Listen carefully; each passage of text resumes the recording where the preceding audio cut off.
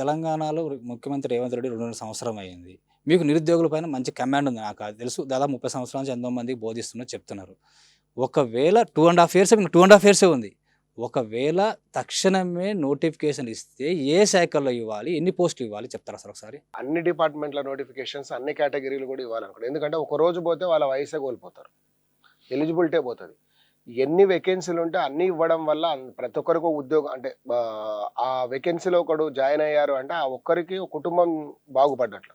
కాబట్టి మీరు గత కొన్ని రోజులుగా చెప్తున్నవన్నీ కూడా నిజం చేసుకోవాలి అనుకుంటే వేకెన్సీలు ఎన్ని ఉంటే డిఆర్ కోటాలు డైరెక్ట్ రిక్రూట్మెంట్లో అన్నీ భర్తీ చేయండి. అన్ని శాఖలకు సంబంధించిన కూడా ఇవ్వాలి. ఒకటి ఇవ్వాలి ఒకటి ఇవ్వకూడదని లేదు.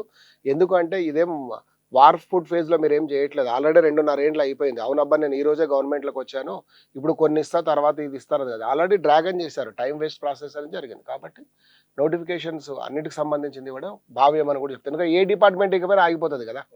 స్కూల్ టీచర్ని వద్దంటే స్కూల్లో పిల్లలు చదువుకోకుండా ఉండాలా?